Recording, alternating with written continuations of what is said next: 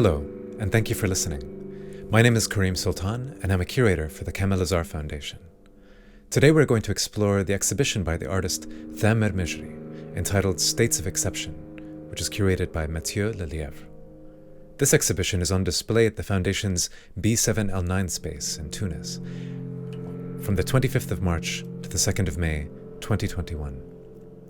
What we'll do here is explore the exhibition, the spaces in which it is divided, and some of the works contained within.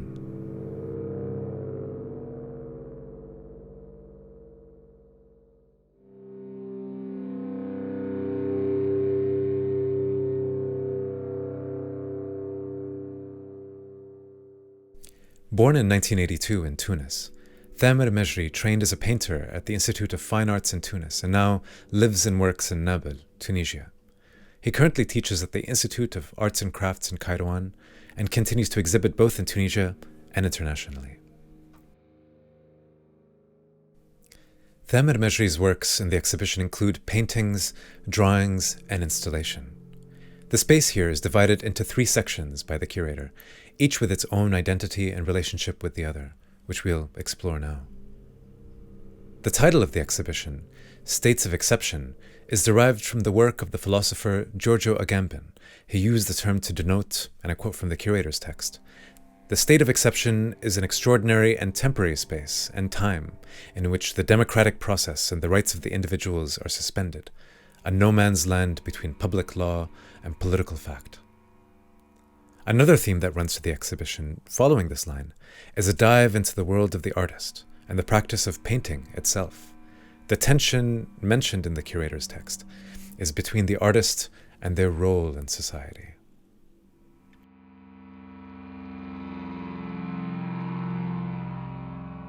The first space. As you enter the gallery, 3 works, the largest in the show, confront you. Entitled I Love You, 1, 2, and 3, large gestural paintings are executed on canvas initially used in the production of sails for boats. The marks made by the artist and fragmented elements of figuration present in the artist's work, glimpses of bodies in motion, everyday objects, shoes, and the ever-present motif of the human skull can be seen here, scattered across the canvas and extending beyond it, onto the adjacent walls. The paintings themselves, too, extend across the walls and onto the floor. Unlike paintings whose canvases are stretched into well-defined frames, outlining 2-dimensional planes, these works move beyond them, draping onto the floor, breaking and straining out of these confines into the space of the gallery itself, a presence you as the viewer must confront and navigate.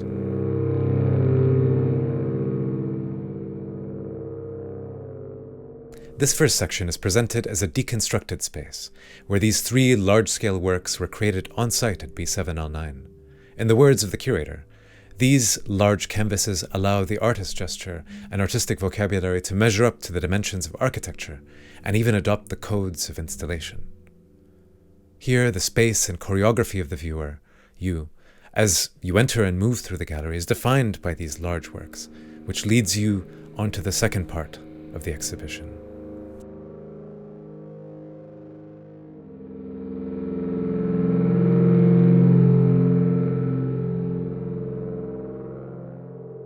The second space. As we turn the corner, there's an immediate contrast with what we have just seen. Here, an orderly line of paintings on your left stretches down to the opposite wall of the gallery space, with a single painting onto the right. The arrangement of these works is akin to the white cube space, a hanging of paintings meant for viewing and consumption. These works, filled with vibrant color and movement that evoke clashing spaces, filled again with the fragmented figures and objects and a frenzied movement. The spaces evoked by the paintings are seemingly abstract, with few clues as to what lies within them. Quotidian objects, everyday apparel, an arm, part of a torso, a leg. All these find themselves collapsed onto the canvas. In works such as Experimental Urges, contorted and fragmented elements of the human body, fingers and legs in motion, are joined in equal weight by everyday objects and signs. A broom, a symbol from a flammable object, arrows, a pair of trainers, and geometric forms hinting at the interior or architectural spaces. dimension, time, perspective all collapse onto themselves in a single heap, as the trajectories of motion and the spaces alluded to by these forms seems to exist all at once. This second section is conceived of by the curator as a classical hanging. What is presented here are tensions between this gallery-style hang, in which works are presented in a clearly legible form, and the function of what this sort of presentation entails, the commercial and decorative aspects of displaying and selling art. The display also allows the viewer, you, in the words of the curator, to immerse themselves in these tense compositions while appreciating an artistic practice that relies on a dialectic in search of balance between the power of color and the precision of painting. This orderly arrangement of paintings continues with 4 works of paper, seemingly devoid of color, with the exception of isolated forms in a bright yellow or pink, and a series that ends this section, entitled Sick of Being You.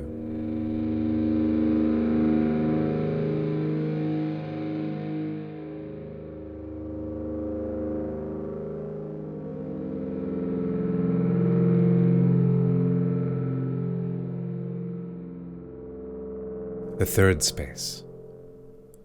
As we turn the corner to the right of these works, we encounter another type of space altogether.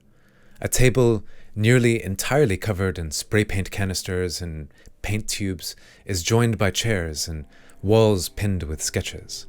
The far side of this small studio is a work in completed state entitled Experimental Being. Seemingly projected into the space is a collaborative video work executed by both Thameur Mejri and his brother, the filmmaker Karim Mejri, displayed on a small television set atop a stool. This space is meant to evoke the space of the artist studio, a place, as the curator puts it, of research, exploration, and experimentation, where influences and ideas intersect, and where the viewer can dive into the process of reflection and the formation of gesture.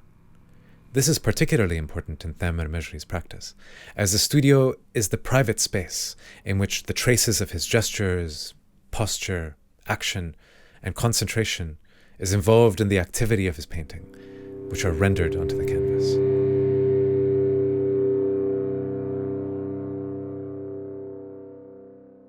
As you turn now from this third space back into the gallery-type hang of the second, a column of works presents themselves to you with vibrant, almost violent forms and colors. And now you can begin to see the artist's practice in motion. The rawness and privacy of this studio-type space on display for you, the viewer, contrasts again with the order of the next section on your return. Here, questions can begin to form. For example, how does a work emerge from the studio of the artist, a record of physical gestures and observation, and processed through an active internal life? What is the life of an image once it emerges from this space and into the world? What is lost and what is gained in this process? And as you near the entrance of B709 on your way back, you are confronted again by these 3 large-scale works, which are curiously entitled I Love You, 1, 2, and 3. Are these works somehow a synthesis between the open possibilities of the studio and the finished, framed, and hung work of the gallery? Are they intervention in the space itself, responding to its architecture? And what happens to these works once they are removed from the space, and the artist's marks on the walls, which will inevitably be removed, documented only by cameras and the memories of those who had the chance to see them?